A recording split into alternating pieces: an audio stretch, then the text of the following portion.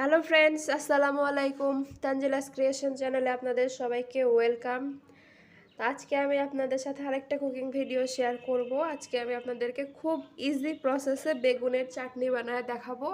তো আপনারা রেসিপিটা দেখলে যে কেউ এই চাটনিটা খুব ইজিলি বানাতে পারবেন। তো চলুন আমরা রেসিপিটা শুরু করি। তো প্রথমে আমি বেগুনটাকে এখানে কেটে নিছি।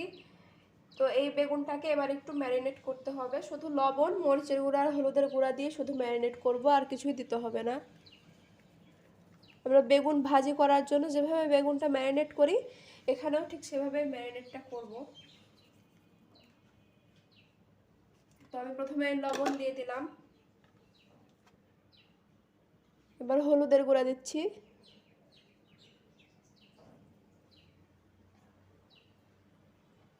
আর দেব মরিচের গুঁড়া,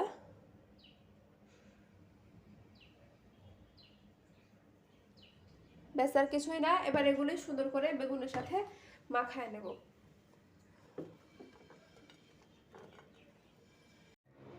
বেগুনটাকে সুন্দর করে ম্যারিনেট করা হয়ে গেছে। এবার আমি চুলায় তেল দিয়ে তেলটা গরম করে বেগুনগুলোকে সুন্দর করে লাল লাল করে ভাজবো।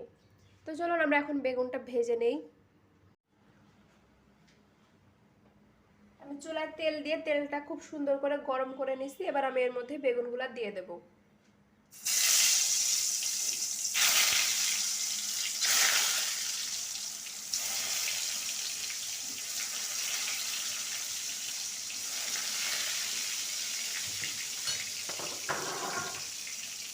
এবার আমি বেগুনগুলো সুন্দর করে ভেজে নেব। আমার এখানে বেগুনগুলো ভাজা হয়ে গেছে, আর আমি এখানে কড়াইয়ে সরিষার তেল গরম করে নিছি। এই চাটনিটা আমি সরিষার তেলেই বানাবো। আপনারা চাইলে সয়াবিন তেলে বানাতে পারেন, তবে চাটনিটা সরিষার তেলে বানালেই ভালো হয়।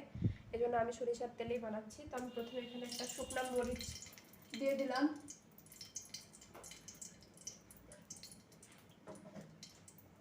এবার একটু কালো জিরা দিচ্ছি,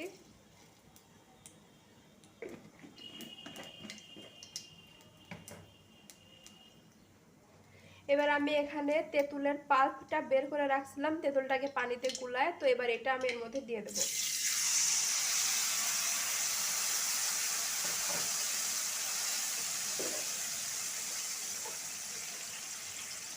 এবার এর মধ্যে আমি পরিমাণ মতো লবণ দিচ্ছি,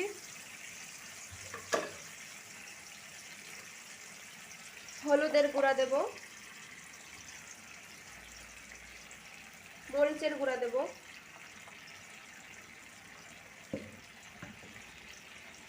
এবার এগুলোকে খুব সুন্দর করে একটু মিক্সড করে নেব। আমি এখন এর মধ্যে একটু পানি অ্যাড করব।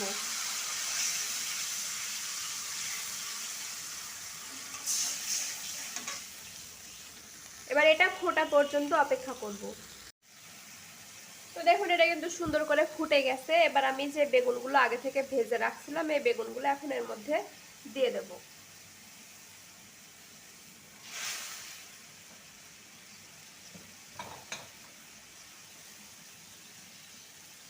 এবারে বেগুনগুলোকে সুন্দর করে এর সাথে মিক্সড করে নেব। এভাবে একটু খুন্তি দিয়ে ভেঙে ভেঙে দেব, চাটনির মতো করে নেব এভাবে ভেঙে দিয়ে।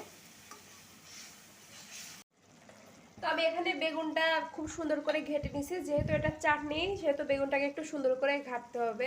এবার আমি এর মধ্যে একটু চিনি দেব, চিনি দিয়ে আর একটু সুন্দর করে ঘেটে নেব। আমি চিনির পরিমাণটা একটু বেশিই দেব। আপনারা যদি চিনিটা কম পছন্দ করেন, টকটা বেশি পছন্দ করেন, তাহলে চিনির পরিমাণটা কম দেবেন।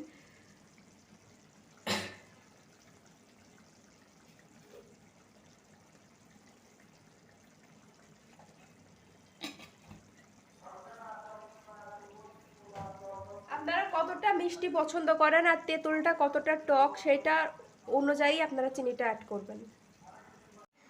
তো দেখুন আমার বেগুনের চাটনিটা কিন্তু একদম পারফেক্টলি ডান, এটা হয়ে গেছে। দেখুন এটা দেখতে কতটা সুন্দর হয়েছে। তো এবার আমরা এটাকে সার্ভ করে নেব। তো দেখুন আমি এই চাটনিটা বাটিতে সার্ভ করে নিছি। এটা কিন্তু দেখতে খুব সুন্দর হয়েছে আর খেতেও খুব মজার হয়েছে। আপনারা বাড়িতে এভাবে অবশ্যই এই রেসিপিটা ট্রাই করবেন। আমি আপনাদের সাথে খুবই ইজি রেসিপিতে এটা শেয়ার করেছি, যাতে আপনারা খুব ইজিলি বাড়িতে এটা বানাতে পারেন। তো আপনারা বাড়িতে এই রেসিপিটা ট্রাই করবেন। আপনাদের কেমন লেগেছিল আমাকে কমেন্টে জানাবেন। ভালো লাগলে লাইক করবেন, আমার চ্যানেলটি সাবস্ক্রাইব করবেন। আজকে আমি ভিডিওটা এখানে শেষ করছি। Bye bye.